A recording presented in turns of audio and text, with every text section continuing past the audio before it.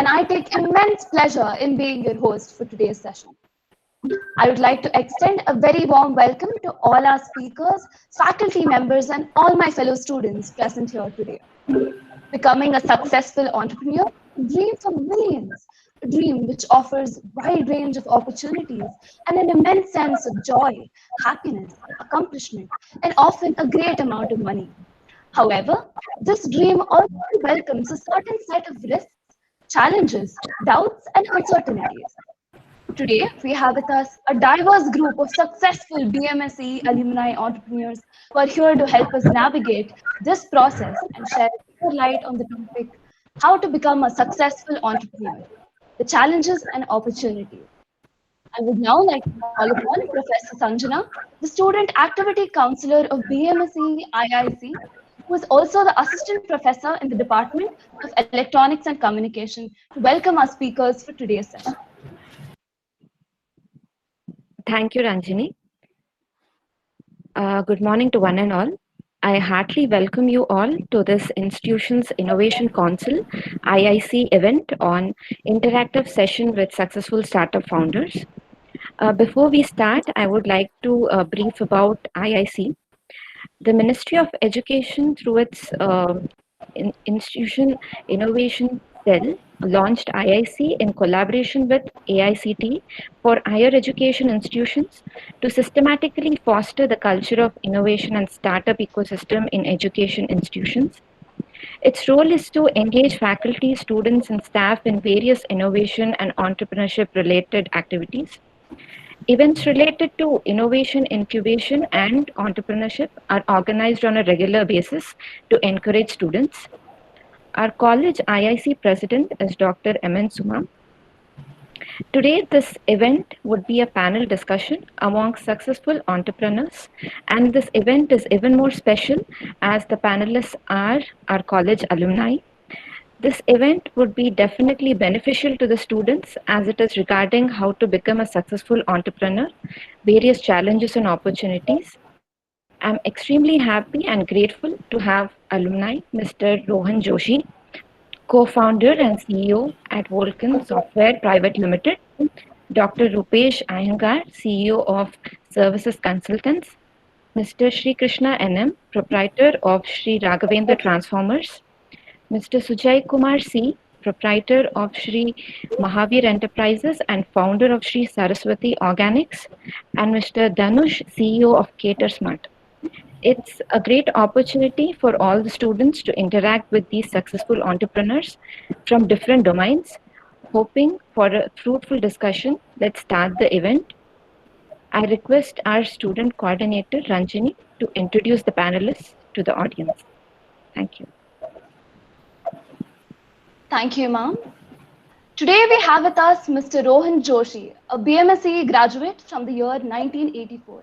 Mr. Joshi is currently the co-founder and CEO of Vulcan Software Private Limited. Vulcan Software provides a suite of AI-enabled cloud-native applications for customer services and enterprise solutions. Vulcan has grown to add Fortune 100 companies to its clientele in the US, Europe, and Asian markets. Boasts over 500 agents and serves around 100 million end users in 50 countries, processing over 7 million consumer issues annually. A very warm welcome to you, sir. Our next speaker is Mr. Yes, sir. Our next speaker is Mr. N.M. Sri Krishna, a BMSE graduate from the year 1999. Mr. Sri Krishna is a first-generation entrepreneur having 32 years of techno-commercial experience in the manufacturing sector. Presently, he is a proprietor of Sri Raghavendra Transformers, an enterprise engaged in manufacturing and supplying a wide range of transformers and energy saver control panel. By offering quality-assured transformers, they have been recognized as the fastest-growing transformer manufacturers in Bangalore. I extend a very warm welcome to you, sir. We have with us Dr. Rupesh S. Iyengar, a BMSE alumni from the year 2009 and is currently the director of the company Services Consultants. Dr. Iyengar is a high-performance building designer who believes in the philosophy an integrated and sustainable approach to the design of the built environment. His company, Services Consultants, is involved in MEP design, sustainable design, and zero energy building projects. Many of his projects have also won global awards. He is currently designing various five-star hotels, luxury apartments, commercial offices, and hospitals across Asia and India. I extend a very warm welcome to you, sir. Thank you. Good We afternoon. also have with us Mr. Sujay Kumar, CEO of Saraswati Organics. He graduated from BMS College of Engineering in the year 2012. He fulfilled his entrepreneurial dream through Sri Saraswati Organics Private Limited. The company has its roots of experience in the industry of millet processing since 2016 and is a pioneer in experimenting and developing the best quality millets. Today, the company has grown marvelously in a very short amount of time and is currently established as the industry leader in unpolished organic millet processing in Karnataka, processing over 2.5 million tons per day. I extend a very warm welcome to you, sir. Last but not the least, we have with us today Mr. Dhanush Rawat, a BMSE 2016 graduate who is currently the CEO of CaterSmart. CaterSmart is an online market space where you can discover, compare, and book the best catering services suiting your budget without any hassle. Today, with on-time ratings and reviews, CaterSmart connects people and corporates to create a reliable catering service for any event. I extend a very warm welcome to you as well, sir. Thank you, Ranjini. I would now like to call upon Dr. K.P. Lakshmi, Professor in the Department of Electronics and Communication and the Student Activity Counselor of BMSE IIC to take over.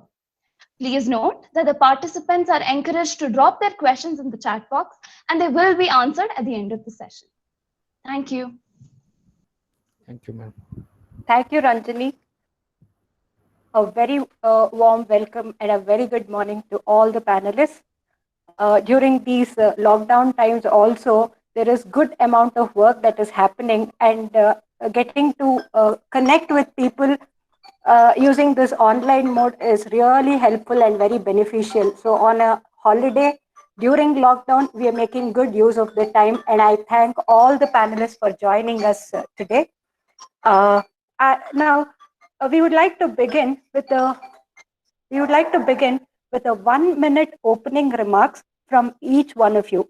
Ranjini has given a brief introduction about you all, but we would like to hear about your company straight from you. So I now request Mr. Rohan Joshi to start with his opening remarks, followed by Mr. Sri Krishna, Dr. Rupesh, Mr. Sujay, and Mr. Dhanush. Mr. Rohan Joshi, we'll start with you. Thank you. Oh. Thanks once again for inviting me here. It's a great pleasure to be here. And yeah, so I graduated in 1984, and I was the last of the 10-semester batch. And the same year, we had two batches simultaneously graduating.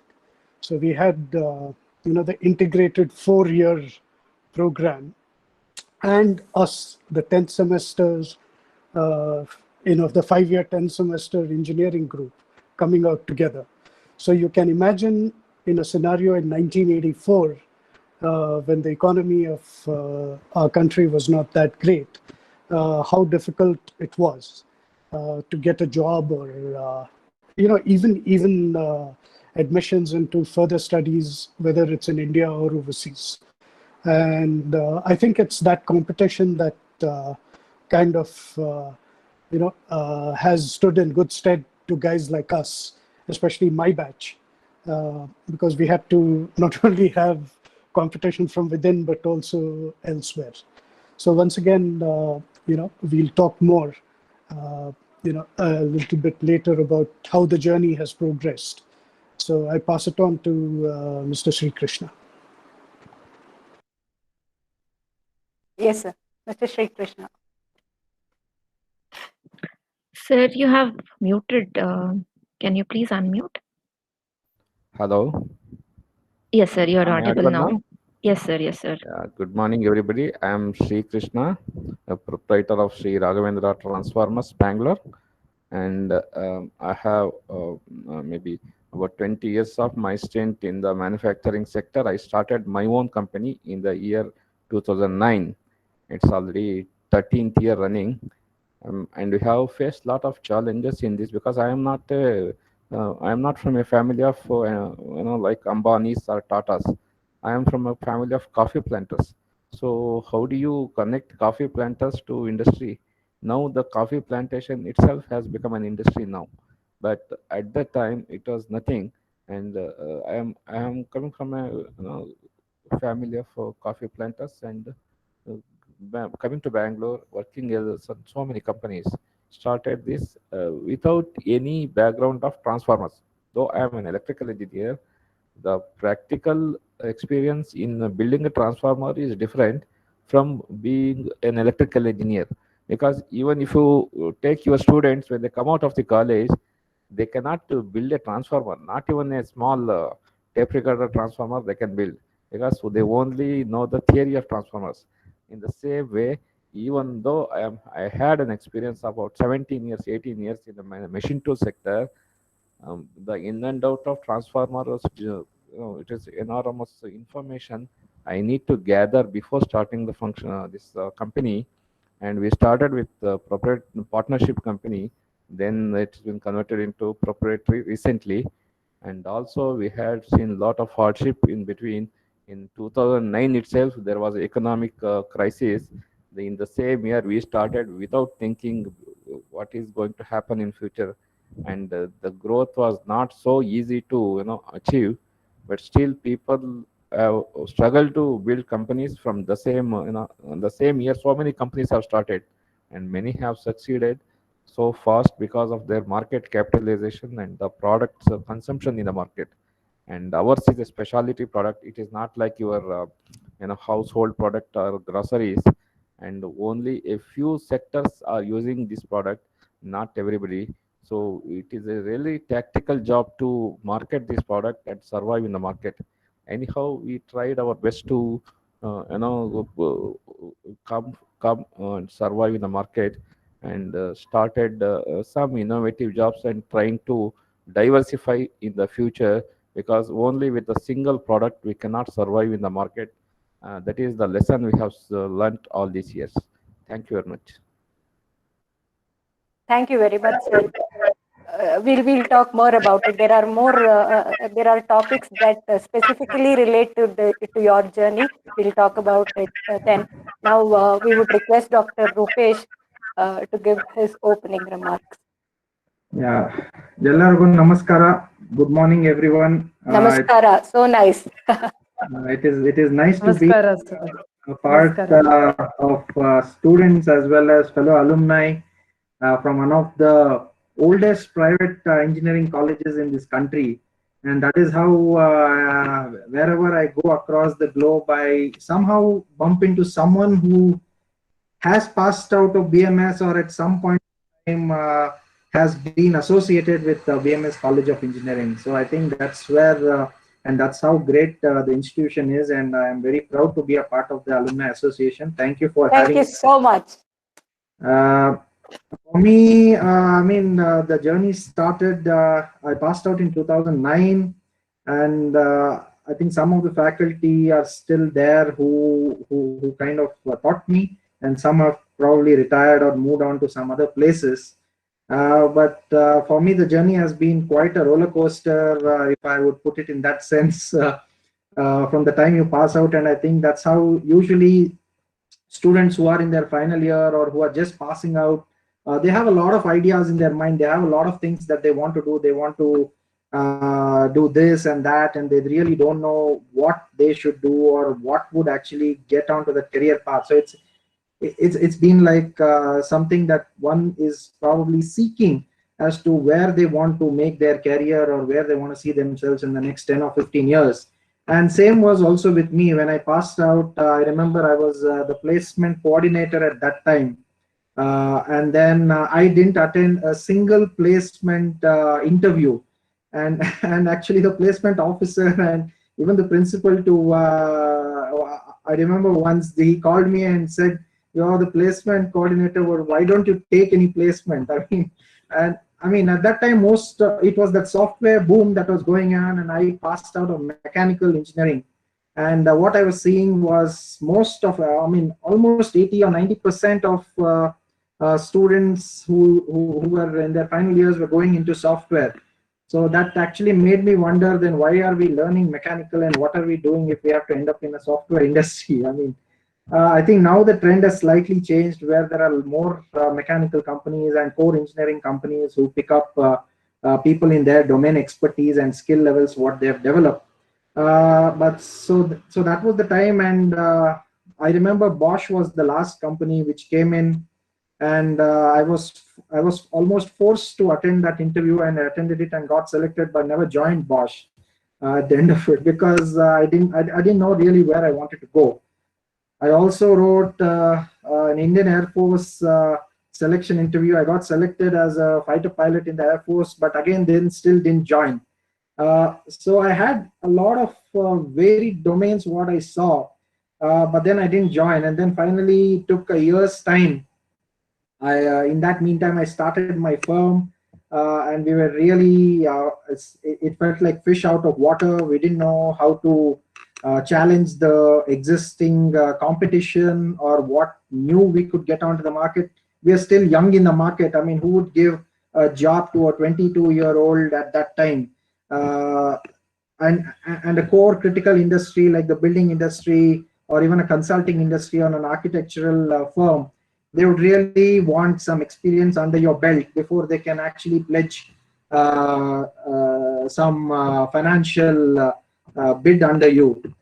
So it was that time, and then I went abroad for a while, but still this, I would say the ghost of doing something for yourself, or having your own company, was still in me. And I think that is what took that number of years probably abroad, where I kind of settled myself. And then thankfully now we are doing very well, and we have entered the market quite well. I think I'll discuss more on that journey and how it was and how I came to settle down into things. So thanks a lot again. Thank you, Dr. Rupesh. We'll hear more from you during this session. Now I request Mr. Sujay Kumar to give his remarks. Namaste. Namaste. Thank you for all our faculty giving this wonderful chance to interact with our seniors and you and our student friends. After my BE, I went into a MNC to do my internship. From there, I joined Turbo Sealing Solutions, a Sweden-based company, as a production engineer. When I was working there, I had this entrepreneurship thought in my mind. Like I always wanted to be an entrepreneur since my childhood days. But when I entered this corporate life, the pressure where we see a lot of issues and all those things, made me to think more about becoming an entrepreneur rather than working in a corporate company, where I had more freedom, where I will have more choice to do what I wish. So while working, I started a startup company called Ragi Zone. Like I always used to start a food-related company. So I went into a startup with the name Ragi Zone, where we marketed our own proprietary ragi malt powder, which my mother used to prepare in my native. I used to bring it to Bangalore. I was staying in HSR layout. We kept small stalls in walking places and in temples and all those things, where there we used to market our products. Thus I ventured into this entrepreneurship thing. Soon after that, I thought like, well, I can get out of this corporate life and I can continue this journey. I thought like that, and after some 3.5-4 years in corporate, since our Ragi Zone was going well, I quit my job and I came to do this Ragi Zone full time, where we were marketing ragi biscuits and other ragi malt powders, all those things. But when I came out of this corporate life, Suddenly we saw downfall in our Ragi Zone company, and in just 1 month we lost all the things. And I was like, amazed, what is happening? Then I consulted our professor, Y.S. Ramohan, who is in aerospace department now of BMS College. He was like, Sujay, Ragi is not the only millet. Like there are many millets and all those things that he told. And like during that time, Dr. Kader, who is called Millet Man of India, has come to our college to give some lecture on the millets and these healthy products. At that time, Mr. Y.S. Ramohan sir introduced me to the millets. Then I did some research on the millets and I consulted Mr. Dr. Kader. Uh, then I came to know that there is no mill in India to process millets.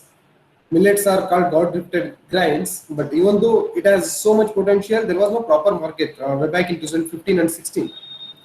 So I decided to shut down our Ragi Zone company and venture into millet processing.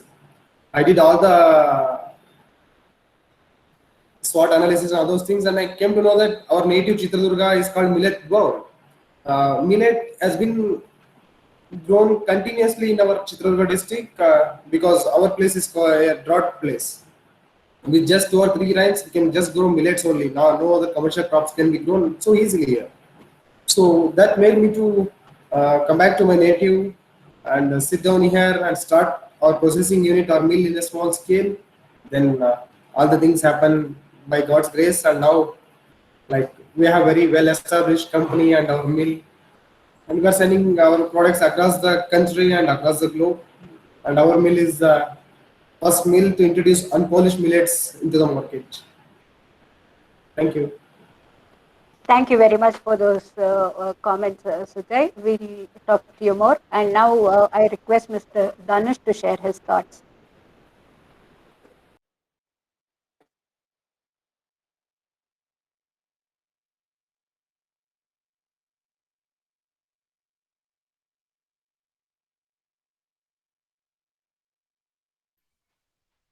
Hi guys, I'm Dhanush. Hello.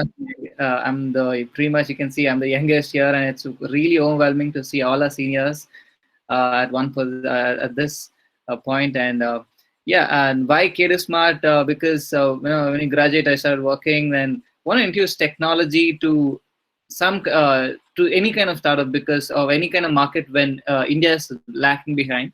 So I thought it was a personal experience which I faced, and there was no technology, and the user journey which I went through was not up to the mark. Like there's a different way, and there could be a easiest way to do this with the help of technology. So I thought we could. Why don't we start something? And that's the whole journey. Like that's how the whole thought initiated. Why can't we start introduce technology to an existing market? And it's not organized, and that's why the idea started. And let's. I'll go through it in the meantime. Thank you, guys. Thank you, Dhanush.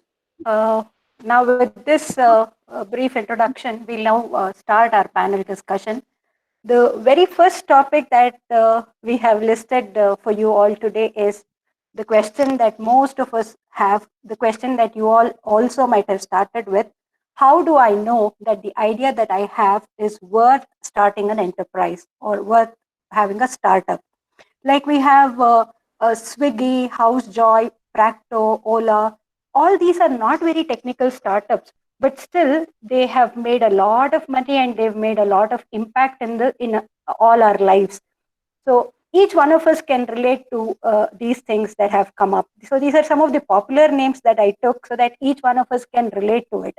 Now, so do we need to have a degree from the IITs or NITs to get recognized or to raise funds? And we have all the panelists from our college. I want them to share with us that does it really matter from which college you are from for people to start believing in you or for you to make a mark or impact on the society? Then we have these, see, most of the names that we get to hear are all, when we open the internet, we Google about who started this and things like that, we only see these people graduating from IITs and NITs more in number than the other ones. That is one question that is there in all our minds. And then the other thing is we want to know from you is, does the region matter? We see a lot of people from North India doing a lot of business and venturing into these things than South Indians. Again, I would like to say all the panelists are from South India. Their names are all South Indian names, so I assume that each one is a South Indian.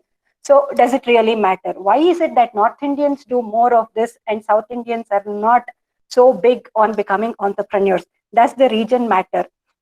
And then we have something about, does the age matter? We have Dhanush, who's the youngest of all here. Now, does the age matter for you to have a startup? We have people who started on a job and then later on moved to become an entrepreneur here among the panelists. And then there are people who never went to a job, like I think Sujay, was it Sujay who said, no, sorry, Rupesh Iyengar, who never went to the job. He turned down the offer as well. So does it really matter, the age of entry? So with these things, I would like to start. We will start from Mr. Rohan Joshi. So yeah, type of college, what is important? Type of college is certainly not important. However, what's important is how good you are in your subject fundamentals. And if you're, during my time, again, I don't want to sound like a very, very old guy here, but essentially, it does come back to that. We had a fantastic set of profs, and we also had a great lab. And the third thing was our peer group was phenomenal. And even guys from UVC and MS Ramaiah and RV used to say, man, your batch is like a GO80, greatest of all times, for that particular year. So the reason for that was, again, we were not all from South India, that I can tell you straight off. So the fundamentals are very important. And it's, I have been in touch with my seniors who are very successful entrepreneurs in the Bay Area, in Silicon Valley, guys like BV Jagdish and a few others. And we keep in touch, and we are in great contact all along with them. And again, BV Jagdish and KB Chandrasekhar are two South Indians who really made cloud what it is today. So I come from a tech world. I have only worked in hardware and software. My background is electronics engineering from BMS College of Engineering, and then a small 6-month stint at Indian Institute of Science. And then I did my master's in Germany in industrial automation. And subsequently, I joined Philips, which is a Dutch electronics company, where I worked for about 5-6 years in R&D. And then I joined Infosys Technologies in 1990. And mind you, I was in Europe all the time with Infosys between 1990 and 2000. And subsequently, I joined another software company. So my entire, job journey has been in hardware and software for close to 27 years. So with companies, again, like Philips, Infosys, iFlex, which is now owned by Oracle, which is in the banking domain, which is certainly not something that I know anything about. And then I joined Larsen & Toubro, which is again an engineering behemoth from India. And finally, I started my own company, Vulcan Software. So it took me 27.5 years to realize that, yes, I'm pretty okay. I can go from, a junior, let's say, R&D guy to the president of a company, but it's not giving me the kick. And the kick is when I got in 2011, when I started my company, made a lot of mistakes, made so many mistakes that, we can, these two hands are not enough to sort of count them.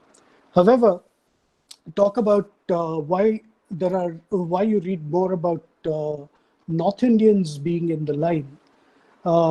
It's largely because, again, I don't want to be stereotypical, but I find the risk-taking ability slightly higher than guys like us.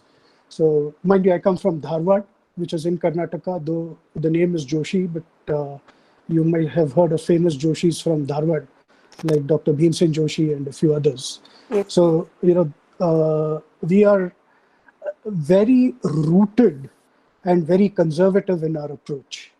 So the exceptions we find when we go out, or like what B.V. Jagdish and K.B. Chandrasekhar. These are one of my role models. The second role model, you're talking about type of college, risk taking, and age. The second role model I have is a gentleman called Desh Deshpande, who's from Hubli, and in Bhumreddy College of Engineering in Hubballi, he has started something called the Deshpande Foundation, and this is similar to NSR cell in IIM Bangalore, but this one is addressing problems at the base of the pyramid, and it's catering to a lot of let's say base of the pyramid industries in Bagalkot, in Vijapur, in Jamkhandi, in Bailhongal, in Dharwad, in Hubballi, etc. So these are there are a few tech companies that he has incubated. So all he has done is put in some money, got some super smart people. Not all of them are from IITs or IIMs. 90% of them are not. They are from Bhumreddy College of Engineering. They are from VITs. They are from Gokte College of Engineering in Belgaum and all these places. So here's a guy who's my second role model, who's kind of zeroed in on Hubballi, not in Bangalore, but he's zeroed in on Hubballi to sort of grow that particular area up the chain. So again, type of college does not matter. What matters is the fundamentals and what you have learned. Second is, do not be scared of failures. You will fail. And, it's not the end of the world. So, and the more you fail, the better, but don't fail for the same reason again. Fail for different reasons, like what I've done. And then age, hey, I started when I was 51 years old as an entrepreneur. So, it just keeps the adrenaline going. So I don't think age matters at all. And type of college, BMS is as good as any. If there are any questions, we'll take it later. But thank you so much. Yeah. So you would say age, no bar, region, no bar. So what is the most important trait that I should have and for me to think that it's not a crazy idea that I have? I can do something in this. Good question, because I've come across a lot of people who say, my idea is so great that I don't have any competition. That should be the first sign of alert or alarm going on in your mind. Because if nobody has done it, then there is a reason why nobody has done it. Okay. So you need to figure out, there are tons of reports out there in the market, whether it is food tech, whether it is insurtech, whether it is fintech, whether it is edutech. So there are tons and tons of reports out there in the market which tells you what the size of the market is, whether it's India, whether it is global. And the bigger the market, the better. Also, the number of competitors really does not matter, because in all these industries, we are at the initial stage of growth. So at this stage of growth, if there are 4 or 5 major competitors in your industry, well and good, because your industry is a replacement market, whether it is food tech, because the barrier to entry is pretty low. So almost anybody with a good idea and a better tech platform can, beat a Swiggy or a Zomato. So I don't see any barrier to entry there. And certainly not, so one thing is risk-taking ability is one, second is size of the market. Make sure there are competitors there because it means that there is a market. And third is, again, this is from my personal experience, never go solo. The solopreneurs can be a problem because we always think we have the best idea under the sun. Now, if you have a co-founder, that co-founder will validate whether what you're thinking is correct or you're on the right lines or not. Right. Fine, sir. Fine. Thank you very much. Now, with this, we will proceed to Mr. Sri Krishna. Now, what we heard from the first panelist is that age does not matter, region does not matter, nothing matters. What really matters is what we've learned. And what you mentioned during your 1 minute opening remark is, though you were from an electrical background, you really did not know the art of making a transformer and you still ventured into it. So what would you like to say? Mr. Sri Krishna. Sir, kindly unmute yourself. We are not able to hear you. Hello. Yes, sir. Yes, sir. Most of the points are covered by our big brother, Mr. Rohan Joshi.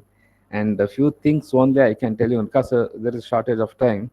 And the thing is, you have asked a question, can I be entrepreneur and what age I can be entrepreneur? Age doesn't matter, even the qualification doesn't matter. The live examples of two people, one is Dhirubhai Ambani, other is Colonel Sanders of KFC Chicken. So both were almost uneducated. They have come from scratch and also they didn't have any backup of working capital when they started their ventures. You can see this, how many billions is worth Reliance Industries now and how many billions worth is the KFC Chicken company. So what you need to have is enthusiasm and the spirit, energy to struggle and survive in the market. And also you must have an innovative product which can last long in the market and also make you to survive in the market.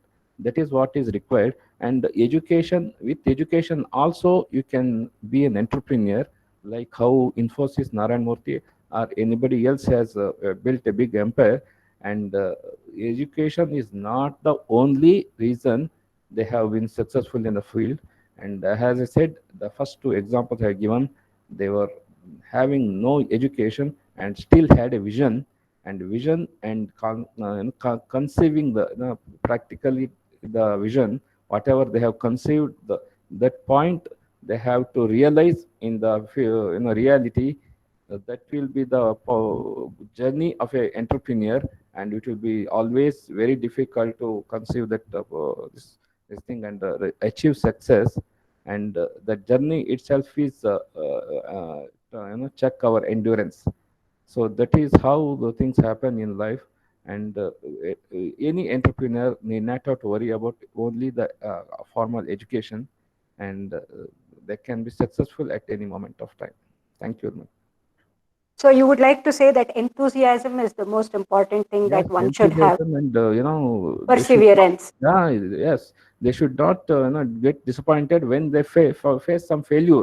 There are so many failures we face in our entire life, and we cannot keep quiet. We have to struggle and we have to repeatedly work hard and find out what is the mistake I have committed. Because of that, I have failed in this particular endeavor.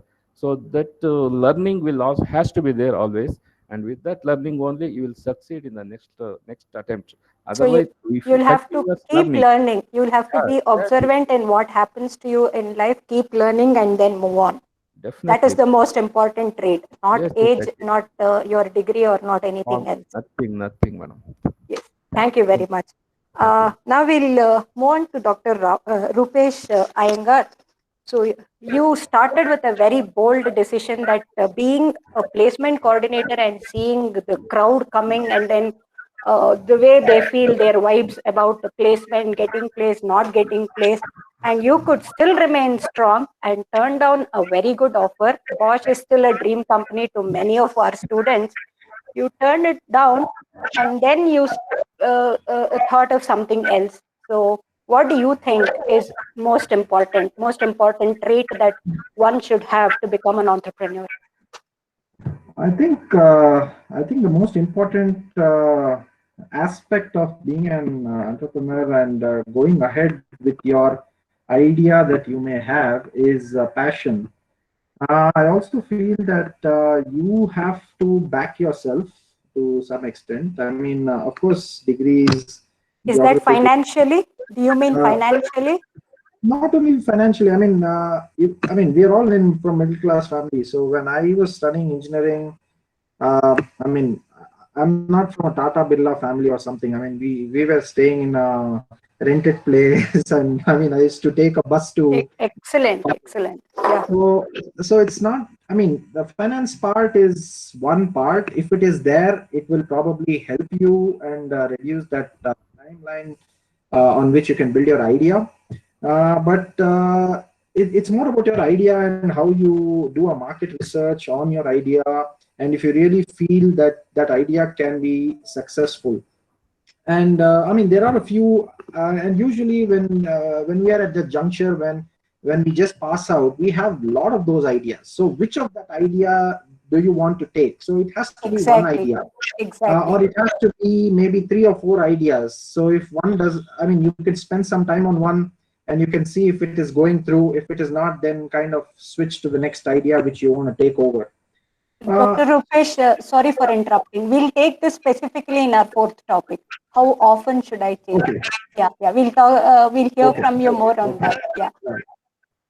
Yeah. So I think in terms of, I mean, you asked a question on the north and the south of India, how they actually become more businessmen, and we tend to go towards a safe job. I think the answer lies in also this approach to having a safe job. You want a fixed salary in your bank account on the 1st of every month, or on the 30th or 31st of at the end of the month. And I think this approach in South India is more coming from our roots, where probably also the family would tell you, okay, why do you want to take a risk? I mean, just take a job, it will pay you something. At the end of it, a fixed salary, a fixed amount is going to come in. I think that's where people from the northern part of the country differ in that, where probably even through generations, they have been more businessmen. And they have probably also faced these challenges where they want to do something else which can run the family rather than just take a salaried job. So I think that is to answer that question. And probably, and with Bangalore, I think that is changing. Somebody also mentioned that 3 of the most successful entrepreneurship company out of 5 is from Bangalore. So I think that mindset is changing, which is a good sign. It is also a good sign for our country, because I think new ideas will have to get into sectors where we manufacture, where we export.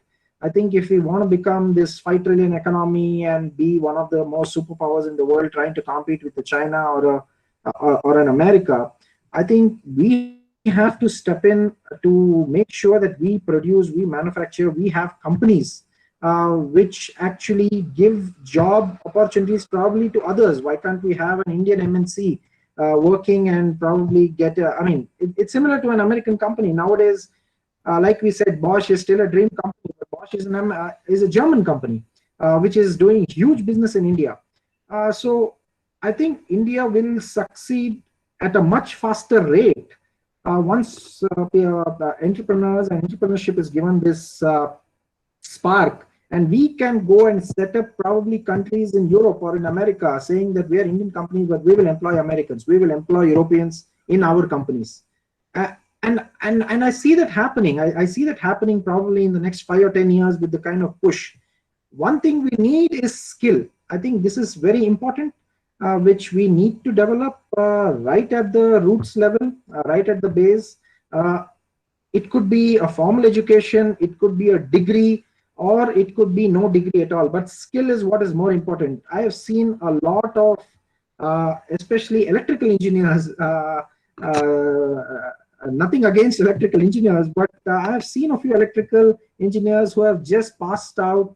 And I mean, I've given one apartment on rent, and there were a few boys who just passed out of electrical engineering, and the geyser went off, and that's why the MCB went off in their flat, and they called me, and because the geyser earthing was faulty, it just went off. And I asked them, look, you are electrical engineer. I mean, why can't you fix it on your own? Why do you want to call someone who probably hasn't even gone to school?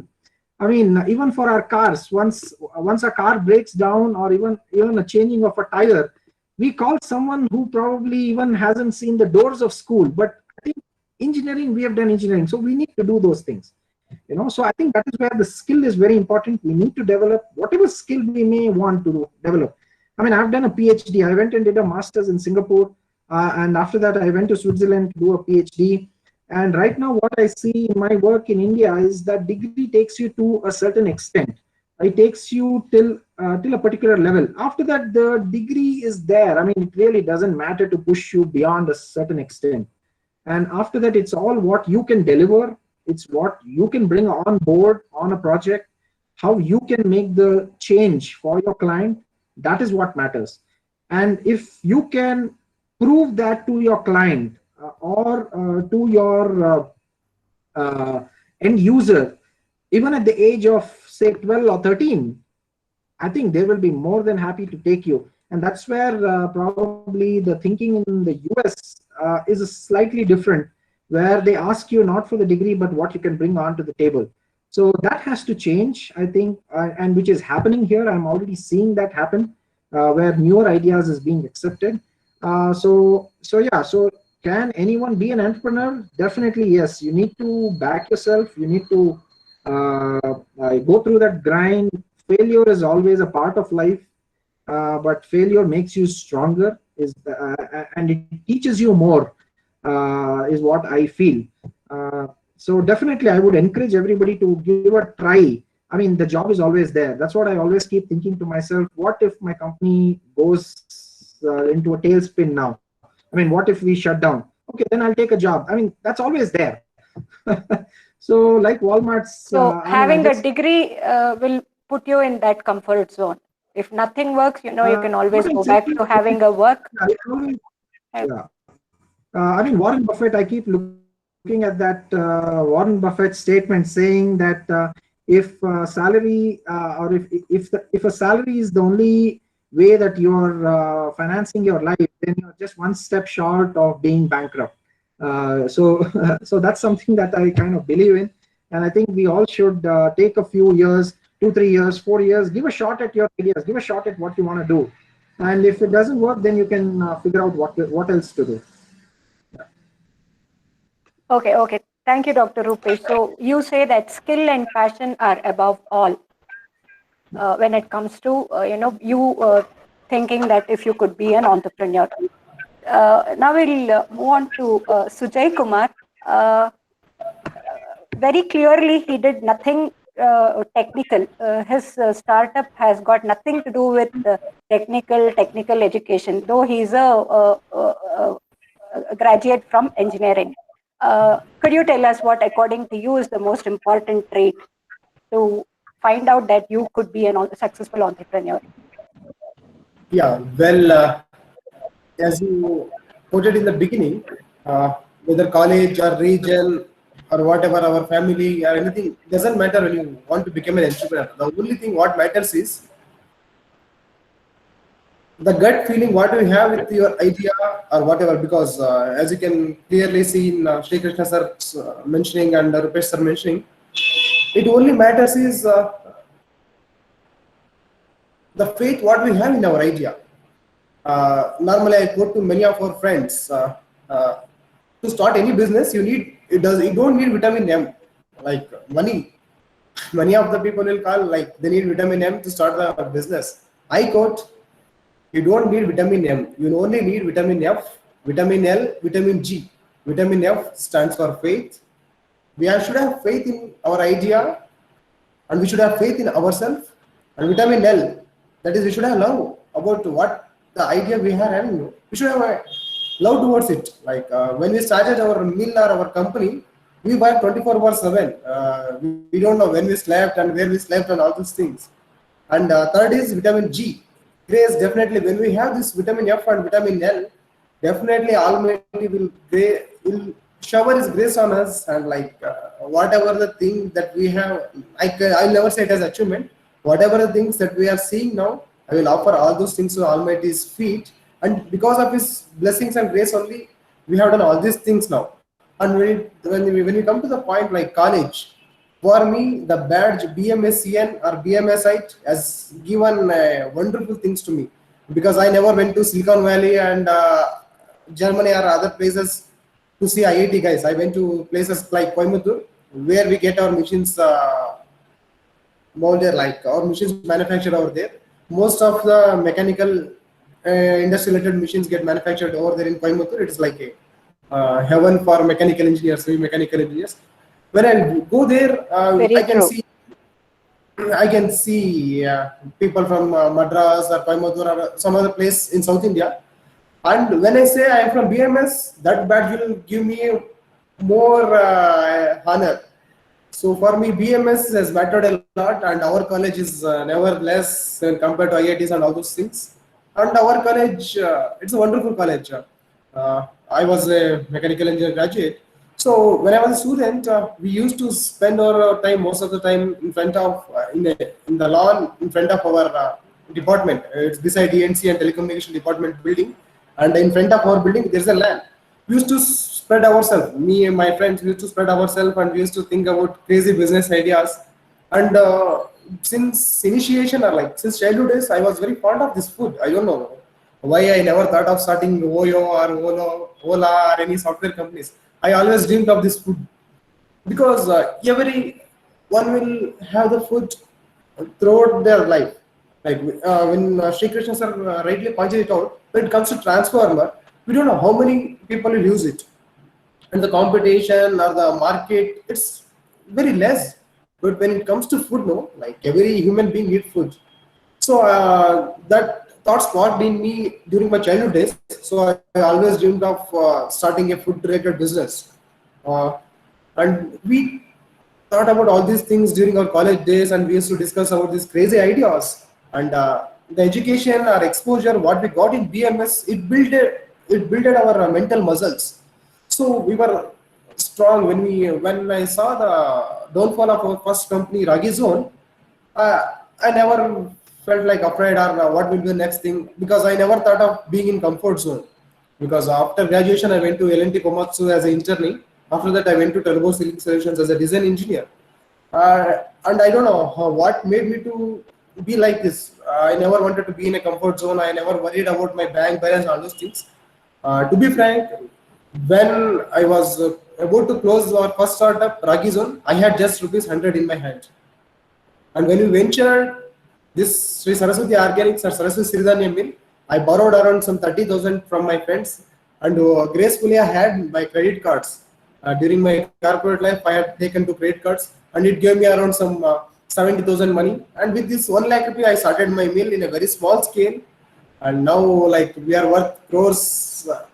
So I never mentioned that money is important at all, because before venturing into this business, I just had only 100 rupees. So whether your college or region or money, it will never matter. Only you need to have faith in your idea, and you need to do the thing with the love and affection. Then only any business will click, and you should not worry about working in your company as a P1 or any other officer or anything. Like when it comes to startup, no, should be able to work in all categories, beginning from cleaning the floors to presenting yourself as a company CEO. We should be able to work, and we should be ready to all the things. Then only you can venture into the business thing. Because most of us, when you go to corporate life, no, we need all the honors and all those things, and we will never step down to do the lower works.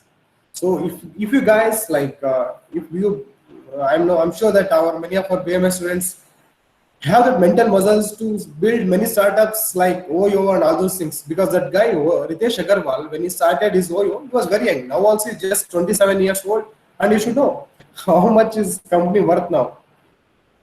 So age doesn't matter, and region doesn't matter, and this college doesn't matter. Believe in yourself, and you have got a very good college.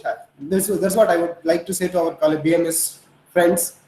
Your BMS, you have got a very good college and you have got a very good exposure and you have a very good faculty, because this idea I got only from our faculty, Y.S. Rammohan sir. He is HOD of Aeronautical Engineering now.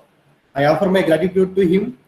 Very rightly Thank pointed. you. Yeah, thank you, Sujay. Thank you. I will pass on this message to Mr. YSR. He'll be extremely happy. Gratitude is a very big trait that one should have, no matter what their profession, no matter what they want to be in life. So you would say faith and hard work is the most important thing. So with faith and hard work, the universe would conspire to make your dream a reality. That's what you say.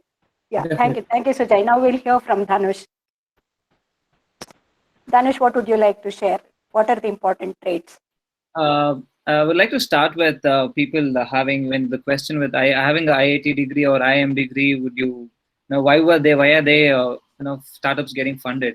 Also, Dhanush, just a second. Yeah. I already saw in the chat window that one student has asked, having an MBA degree, do you people feel that it would have given you an advantage in this field? So I want you to address that as well.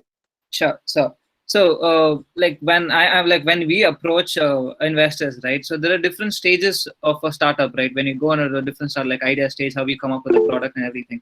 So the difference between what you guys and about having IIT degree is they get funded in a different stage of a startup journey. And if you don't have a degree, you need to showcase your product. You need to have a product money churning. You need to show them the future. You need to show the practical of it, how you're earning. But when you have a degree, I don't know, like this is something which I faced through our journey of raising funds. So when you have some IIT or IIM degree or a team with IIM and IIT degree, the journey, like the funding stage of the journey, throughout the journey, you get it in an early stage itself. That's the only problem. Unless then, other than that, if you have a good product, the other point is, how do you know if this is a good idea?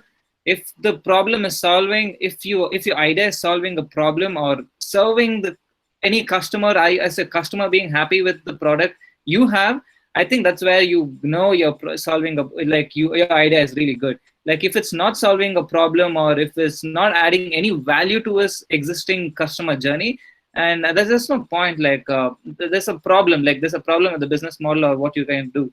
So having a good idea is mainly with how your solution your customer is looking for. It aligns with the problem what your customer is looking for. And if the solution aligns with the problem, what these guys are looking for, and if you can give a good solution to them, I think you got that's a good idea. And just a good idea is not sufficient. Having a good team, it's a mandate thing to go. You can't, like somebody spoke about solopreneurs. It's a big problem. Exactly, like, Mr. It's going to be a big problem there. You need to have a team. Team is very important. Yeah, ma'am. Yeah. Mr. Rohan also mentioned that having a team with and also a point of having a team, like how about having a team with the same skills? Yeah, building a team is also quite important. When you can't just have team members with the same skill, like you're good at math and somebody, I'm just giving an example, you're good at something, and you can't have people with the same skills in the same group. You need to have someone with complementing skills. Like I can't code.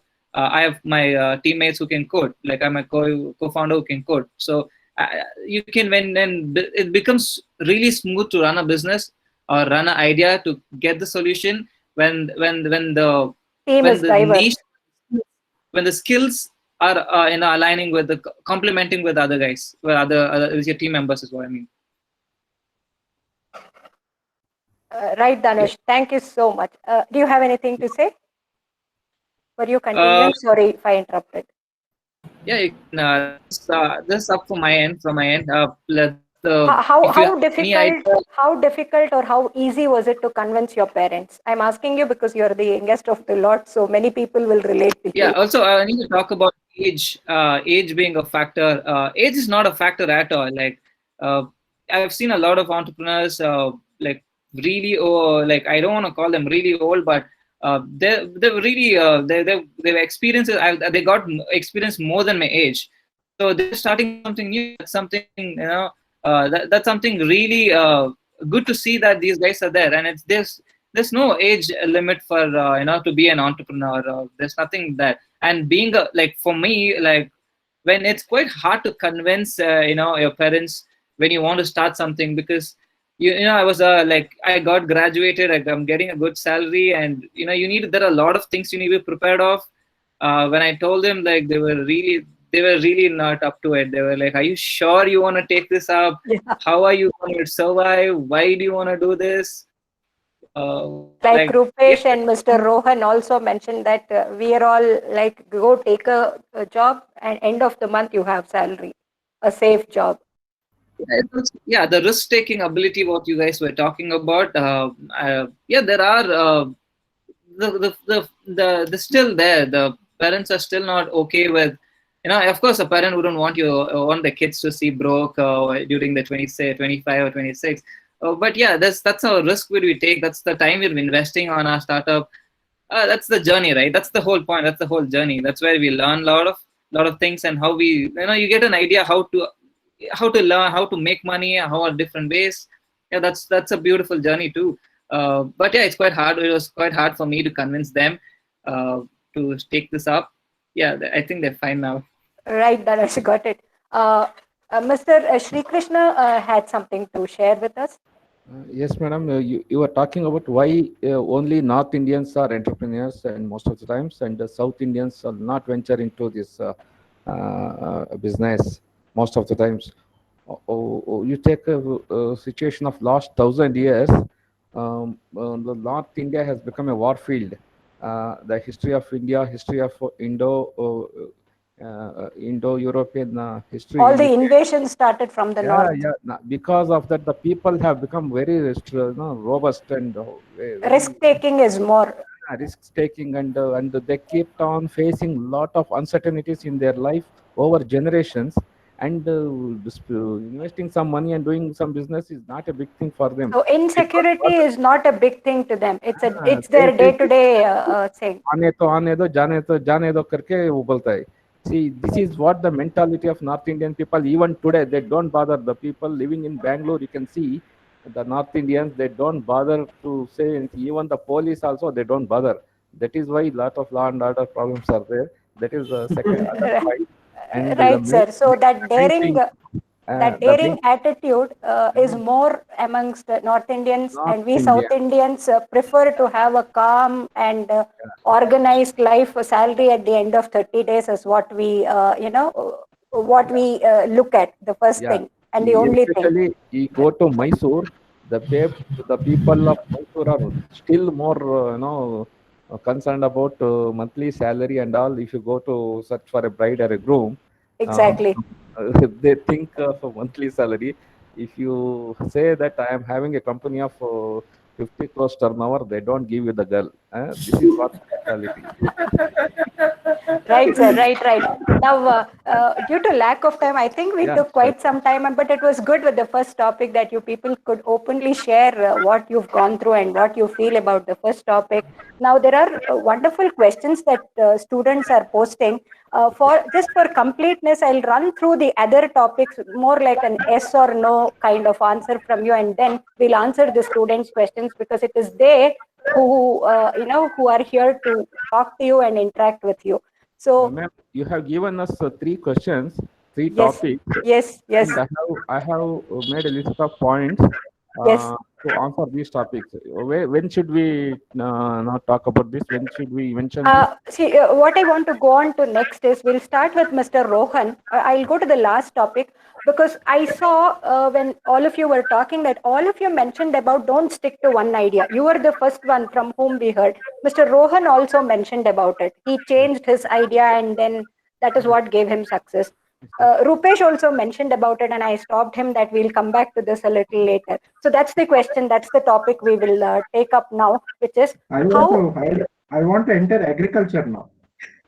Okay, we'll hear from you. Yeah, we'll start with Mr. Rohan. how often do you think we should change the idea? Is it like we have one idea and for the whole of our life we'll keep doing something? Because it takes quite a while for you to understand the domain, for you to design your processes and things like that. And then you see the graph falling. Should you think that there is something wrong why the graph is falling, the revenue is coming down, or should you think that it's a bad idea, I need to stop thinking about this idea and move on to the next one? How often should one do this, or what are the factors that are to be considered to find out that it's time to change? We'll start with you, Mr. Rohan. So in 2011, when I started the company, it was we made an app or a product which was very similar to Zoom, what is today's Zoom. People, when we showed this to guys like IBM, Shell, large companies, they laughed at us. They said, this will never work. So we managed to kind of run with it for a while, and then we saw that there was no taker for it. So this was in 2011, we introduced the product, and by 2013, so we gave it a good 2 years. We gave ourselves a good 2 years to fail. So we had about 10 customers, but the usage was very, very low. So that was when we decided to pivot. We moved on to our next idea, which was in the space of solving technical problems in an enterprise. So something like what Quora is, but this is more a technical Quora rather than a general purpose Quora. So we got some experts whom we had empaneled, and we used those experts to solve a Java problem or an IoT problem or a motherboard problem for some industry. So this was attempted. For about 3 years, this ran pretty well, and we were making substantial revenues from it. However, we saw that the competition that was there had taken funding, which was about a huge amount. And mind you, we were an unfunded company in round one, and we ran the company based on our sales revenue. Similarly, in Pivot 2, company 2, we did the same thing. We didn't raise any money. Problem when you raise money is that your venture capital or whoever sits on you and tells you this is the way to go, that is the way to go, etc. Now that he may not have expertise in that area, and you may not want to listen to that idea also. Plus some amount of shares going to them. Yeah, I mean, not some amount. I mean, they take about 30 or 40% of your company if your revenue is not high. Yes, so like we see in Shark Tank, So in reality also it's very similar to that, is what you say. Yeah, exactly. So that's the reason why, and we had learned from my other friends, also from BMS, who had started similar ventures. We saw and they were in medical technologies. So we saw in allied areas their failure and why we should not go down their path. So that is something which we learned. So the pivot period is between 1 and 2 years when you can decide whether your idea is going to succeed or not. Don't give it 3 months or 4 months. You will not know. Give it a substantial 18 months to maximum 36 months. If your idea is not going to sort of scale up in 36 months, chances are it will not do very well. You may have some revenue, but it will plateau very, very soon. So got it, sir. That's the idea. Got it, sir. Got it. Mr. Sri Krishna, what do you have to say about this? Can you please repeat the question? The last question is it? How often should I be yes to change my company's objectives? Yes. Company's objectives is it depends on the situation. And if you think, see, I'm from a product line, you know. So if you want to change the product type, you should know the product life cycle first. See, if you are manufacturing a product, you should know how long this product will be sustaining in the market. And if it is, see, transformer, why I selected transformer is an evergreen product. The demand for transformer is always there since 100 or plus years. So if I take some other product, you take a case of a pager. Pager, before pager, nothing was there. Then pager has come. From pager, it has evolved into mobile. And in the mobile also, there was Symbian software, then Android, and something else will come in future also. Those periods are also to be noted. See, if I'm manufacturing a product, I should know how long this product will sustain in the market. And changing is depending upon the necessity. You can't change straight away. See, once you have started manufacturing a product, you will have a setup for manufacturing the thing, and you must have invested lakhs of rupees or crores of rupees for that, and you cannot straight away change it. And unless you have one more product in hand. Hello. Yeah, that's the timer.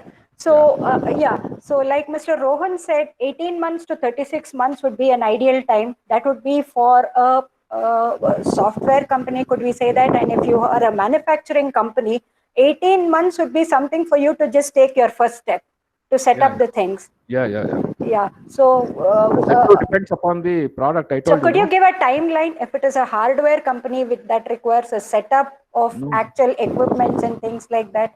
No, madam, there is nothing like, it depends on the product.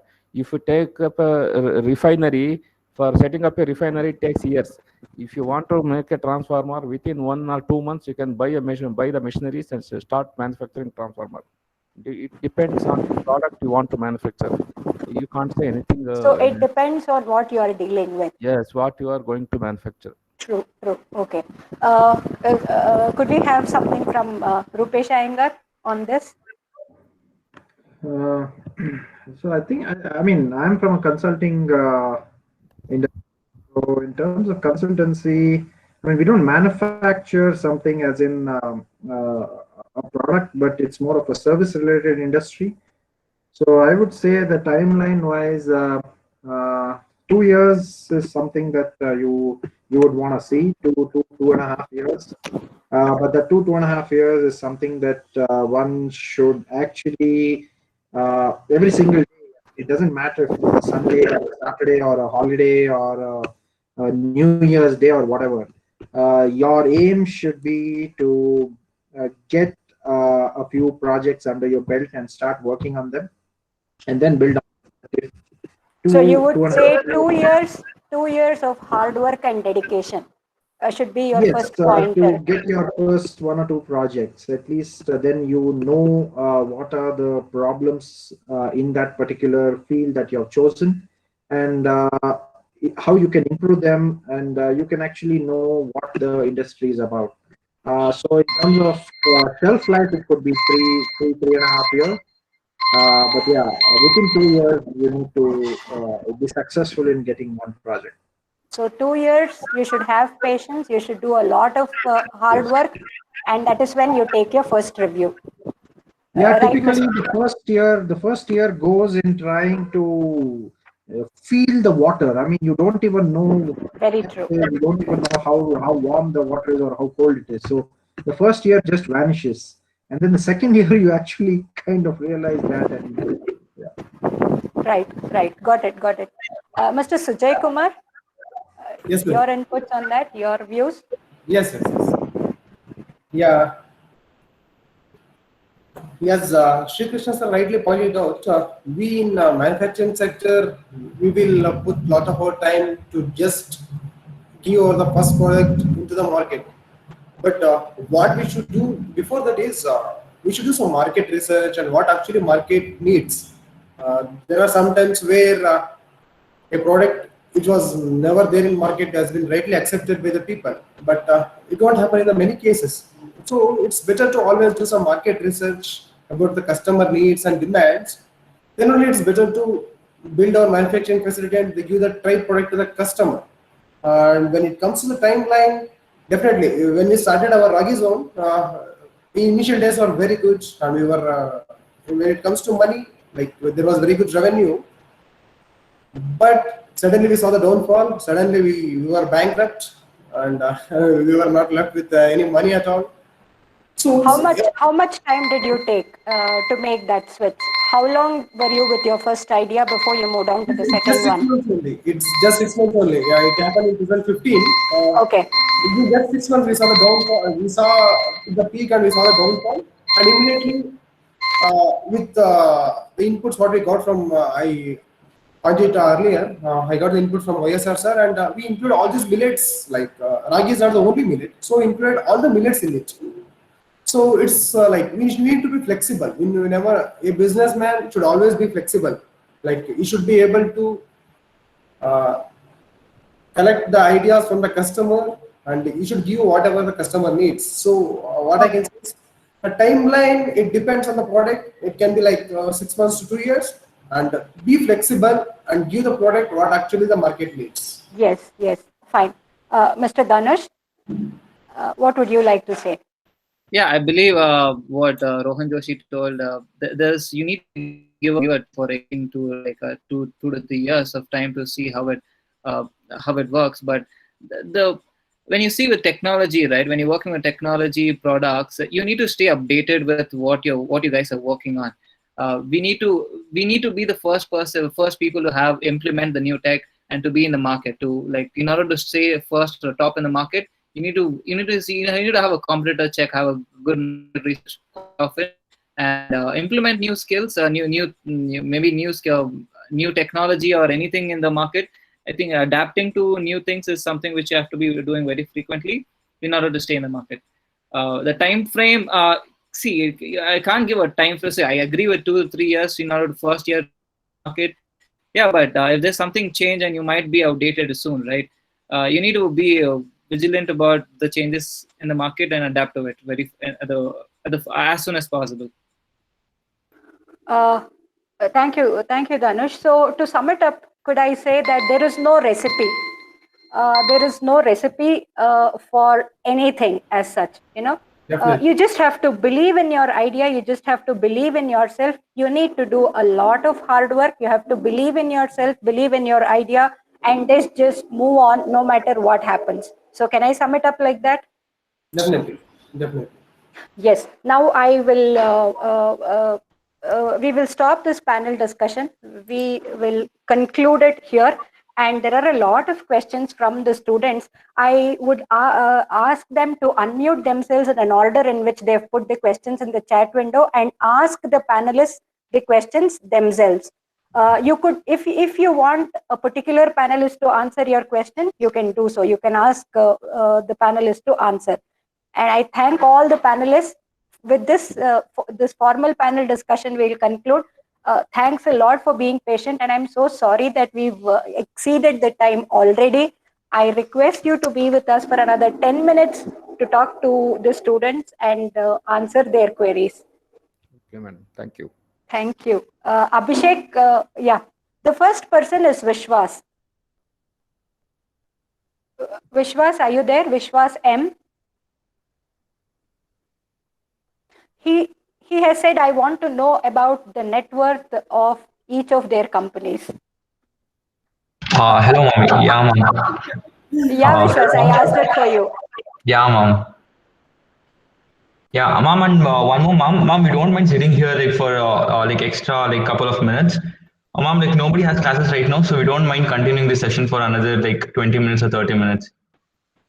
Oh, that's really great, Vishwas. I don't know how the panelists are placed. We are okay. Actually, ma'am, I am also getting requests about questions about funding and all. So it would be another question about funding should be posted now, I guess, if panelists are okay with it. Yes, panelists, can we have a word from you all? I know we are approaching lunchtime. The students are okay. We organizers are okay.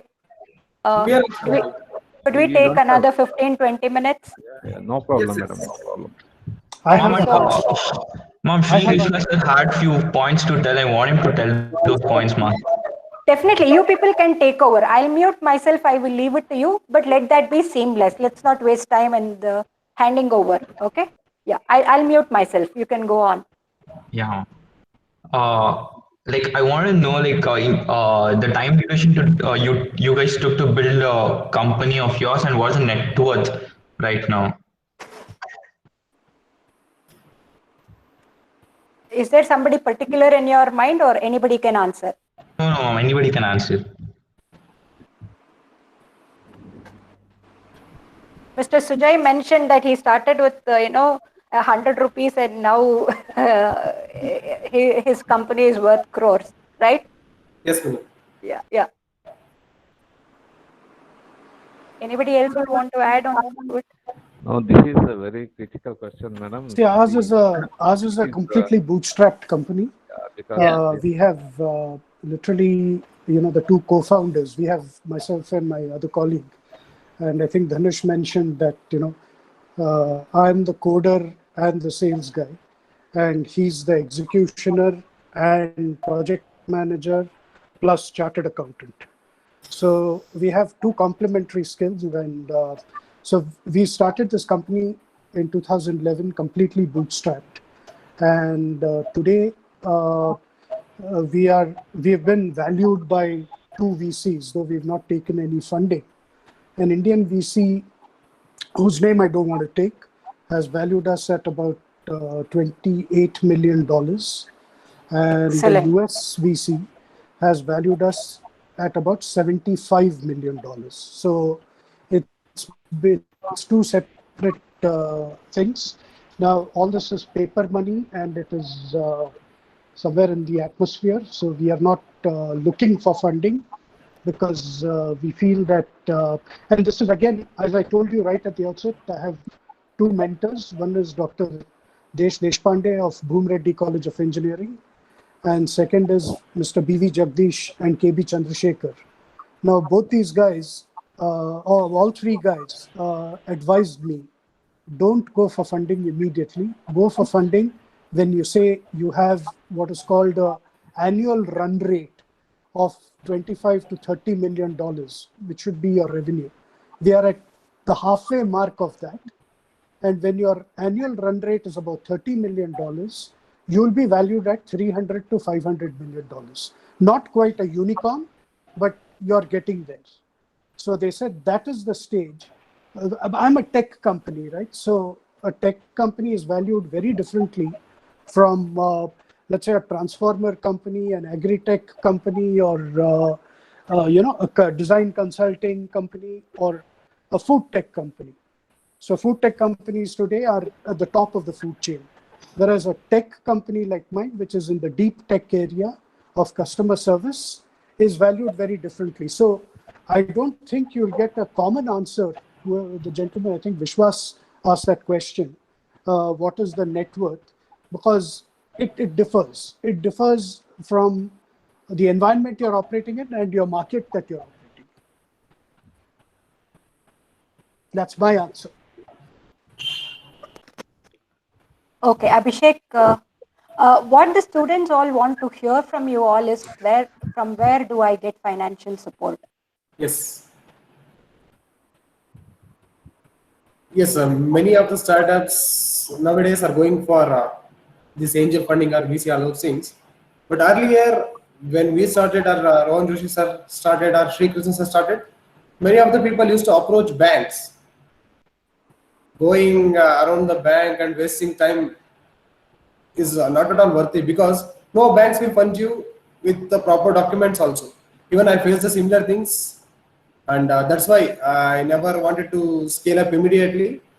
Based on whatever the sales revenue, we invested all those things in our capex, and then only we scaled up.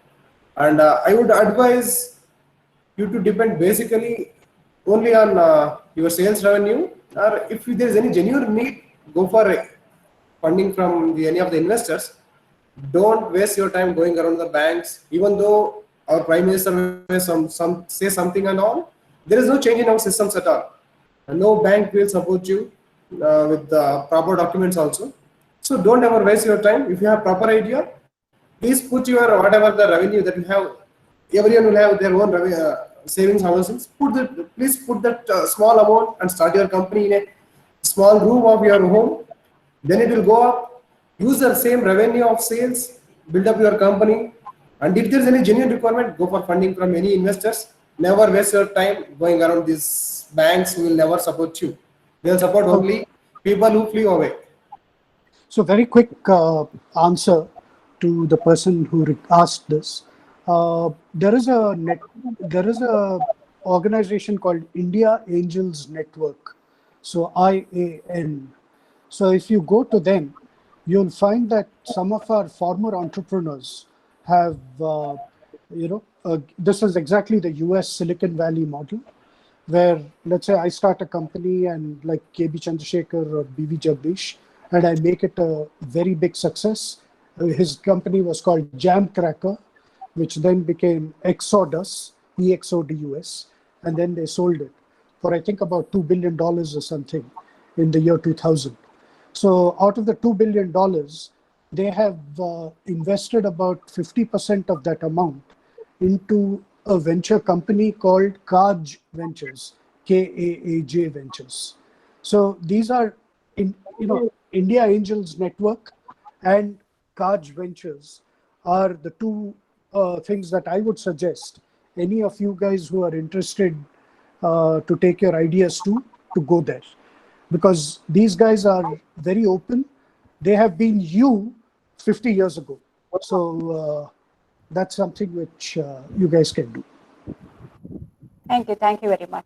Abhishek, the next question. One minute, madam. Mr. Dhanush, you want to speak something? Yeah. So when it comes to funding, right, it's better to have it's better to have something to it's better to have bootstrap yourself for a while before you start. It's better to have some money with you guys to start a bit, at least to start. It can be from different forms. You can have, if your parents believe, your friends believe, or if you have a team, it's very good to have a team, and even everyone can fund in and start something. Apart from these, you can always go to there are a lot of accelerators. They train you and give you fund you. There's something called there are a lot of accelerators in Bangalore. There's Y Combinator. You can always check this. Dhanush, could you just pass on some names so it will be handy for the students? Yeah, as far as the Y Combinator is the best accelerators so far. You can always go check them out. They have free courses available. You can, if you want to, learn about some specific topics, you can go there always. It's completely free, and it's very hard to get selected. I hope somebody gets selected. And I haven't seen people selected from any Bangalore startup or getting selected to Y Combinator. Apart from that, have some women in your team. You might get some women. There are a lot of sanctions of funds from government. You might get and I believe with Sujay was telling that as banks promise, you need they fund you with some money, but it's quite tough. It's really tough. They need some collateral. There are so many other reasons, so many other forms you need to submit in order to get the funding. It's better to have a good team in order for funding or in order to scale up. It's better to have a team. So let me butt in here. Chris Gopalakrishnan and Shibulal, who are one of the two co-founders of Infosys Technologies, they started a fund in 2015 on the same lines as Y Combinator. It's called Axilor, AXILOR. Yeah. So Axilor has been a good source for more than, I think they've had 2 cohorts of 100 companies that they have incubated in Bangalore. And I think it's somewhere in South Bangalore in the JP Nagar area itself. So these guys are doing a phenomenal job. Axilor Ventures, started by Chris Gopalakrishnan and Shibulal. So that's aside from the Kaj Ventures and India Angels Network, which I talked about. Axilor is a great idea because it works like what Dhanush mentioned as a Y Combinator, which is a great incubation place. Yeah. Thank you. Yeah, Abhishek, the next person can ask the question.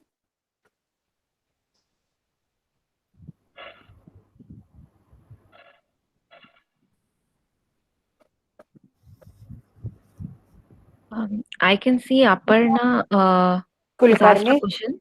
Yeah. Which type of entrepreneurship lasts long? Is it service providing business or product manufacturing one? Hello. Yeah. It Mr. depends. Yes, Ramesh, sir. Sri Krishna sir wants to speak. Yeah. let me talk about this. I'm just hearing a laugh. This is $1 million question. It depends because actually you can see Ola doesn't own a single cat, or Uber doesn't own a single cat, and when it comes to Swiggy or Zomato, they doesn't own a single hotel, or when it comes to Oyo, they doesn't own a single lodge. Then also they are called largest hotel network. Oyo is called, and Swiggy. Swiggy does not hold a single restaurant or a hotel. Yes, yes. So it doesn't matter product or service. Your idea is what it matters. True, very true. Yeah, we'll move on to the next one. Mr. Sri Krishna wanted to elaborate on See, it. maybe it's got diverted. But the thing is, there is nothing like which will last long, which will last short. Nothing like that. There are a lot of products in the market which are of day-to-day use and which are specialty products, and depends on their the trends in the market, the trends in the society. Their life is determined, and the most evergreen products are on food industry. So curd rice and Anna Sambar will last long, as far as I know, because Okay. these are the most important food items we use regularly. And any other product like car or any other engineering product, that depends on the necessity of the people in the society.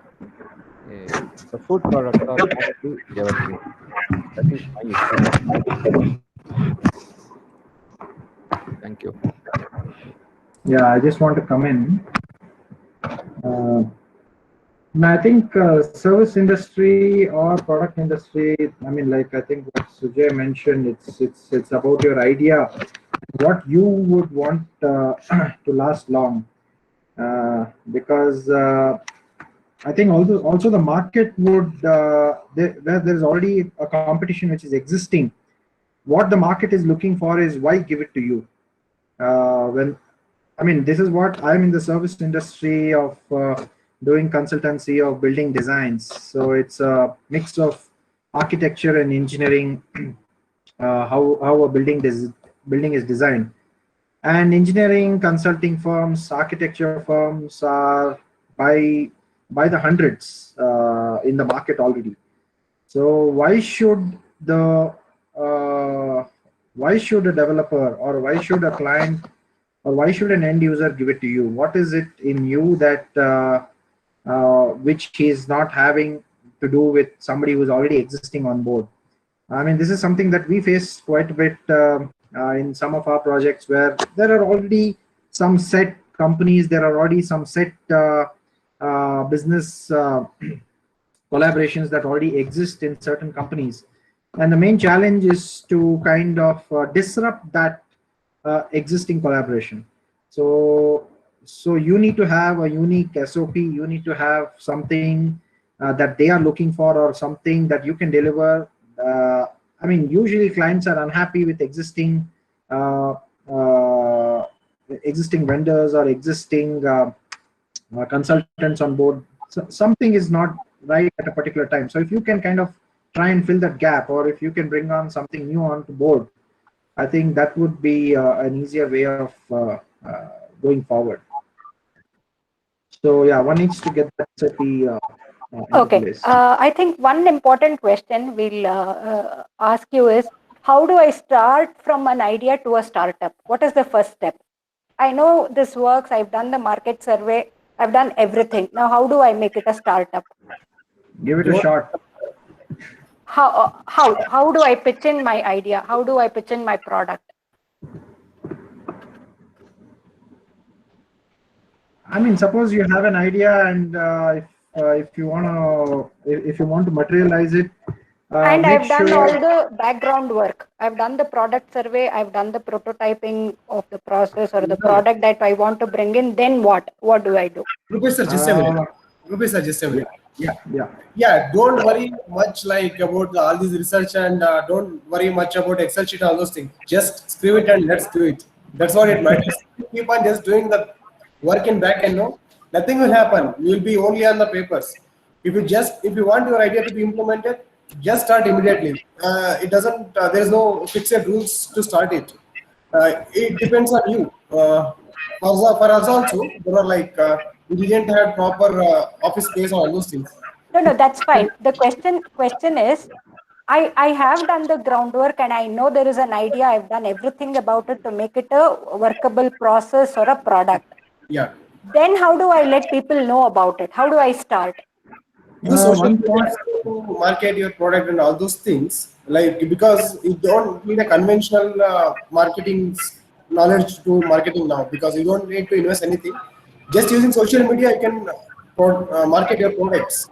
This is not the same to any tech startups and all those things. When it comes to startups like food industry and all those things are like ours, we can use social media to market our about our company, and we can just venture it. We used our website to reach across the country and across the globe.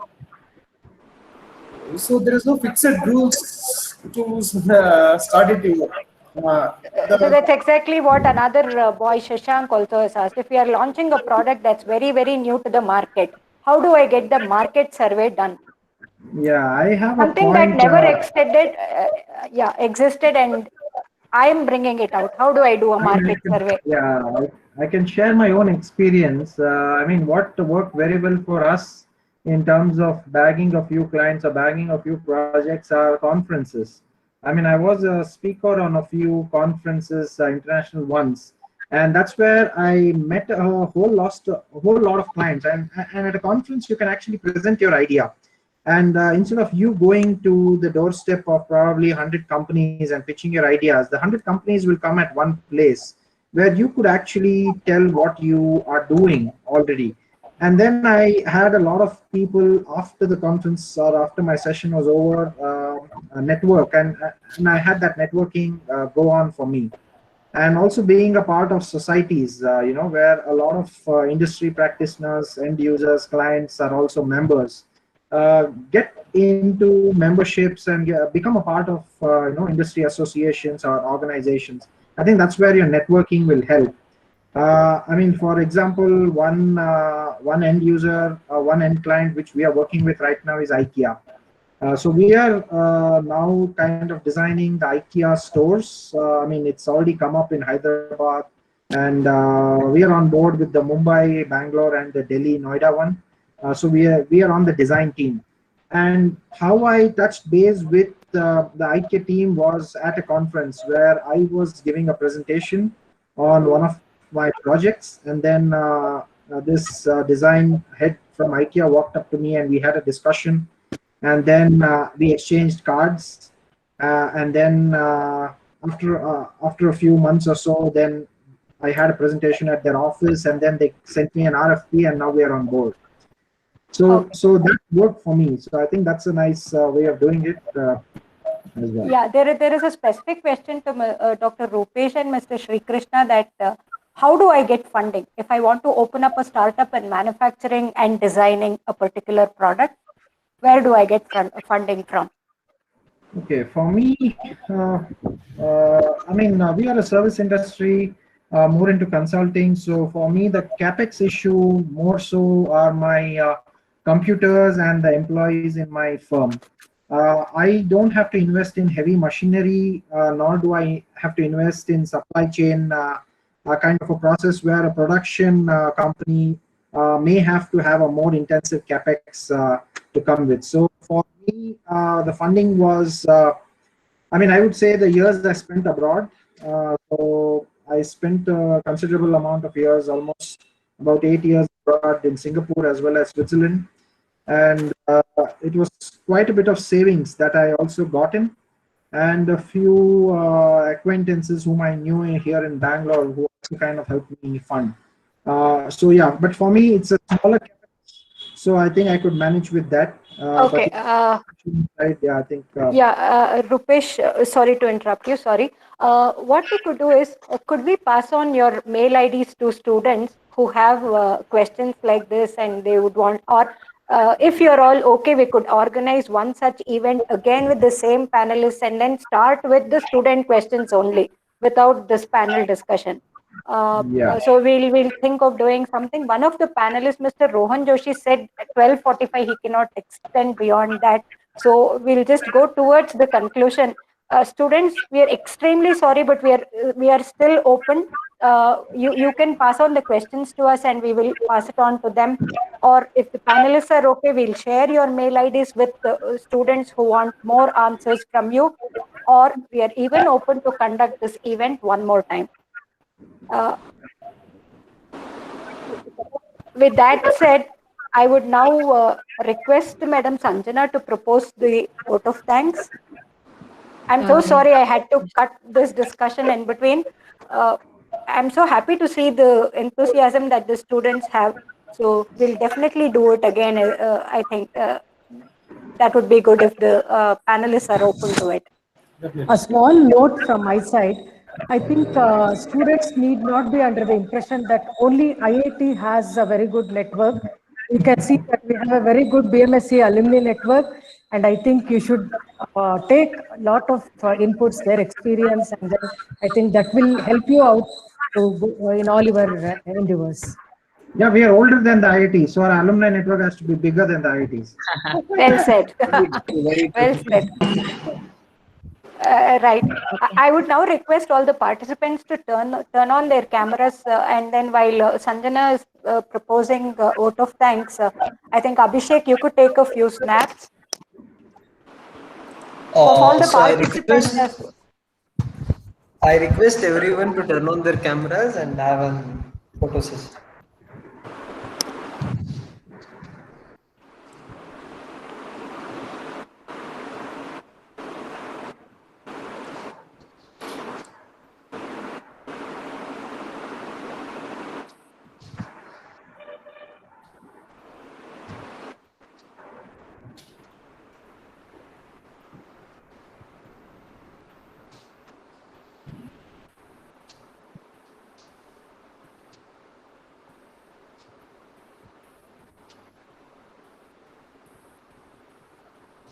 Yes, thank you. Yeah. Thank you. Thank you, Abhishek. Yeah, over to Sanjana. Yes, it was a really great session in detail. We got a lot of inputs from all the entrepreneurs. It was a very good session, and we look forward to have another session like this. I would like to thank formally Mr. Rohan Joshi, Dr. Rupesh Iyengar, Mr. Sri Krishna NM, Mr. Sujay Kumar C, and Mr. Dhanush for accepting our invitation, and in spite of the busy schedule, have joined this event and made it a grand success. I would like to thank our student coordinators, Dheeraj R, Chief Coordinator, Ranjini Iyer, who was the host for the event, Skanda, the Startup Coordinator, and Abhishek, also the Startup Coordinator, and Aman, Design Team, to have helped us run this event so smoothly. Thanks to all the students for actively participating. I wish to express my gratitude to the management BMSC, our beloved principal, Dr. B.V. Ravi Shankar, Vice Principal, Dr. S. Muralidharan, and Dr. Aarti R. Shankar, who is HOD of Department ENC, for their constant support and encouragement to organize such events. Special thanks to Dr. M.N. Suma, ISC President, and Dr. K.P. Lakshmi, Professor of ENC Department, Faculty Coordinator for this event. Once again, thank you one and all. Thank you, Sanjana, and thanks to all the panelists. Thank you so much for being with us on a holiday and sharing your experiences with our students. And thanks to all the students who attended this session. Hope it was useful to all of you. Thank you, ma'am. Thank you. Very much. Thanks. Thank you. Have a good day. Thank you, guys. I wish Thank you you all. Stay safe. Stay safe. everyone. Have a good weekend. Thank you. Thank you very much. Thank you, sir. Thank you, everyone. Thank you. Thank you, sir.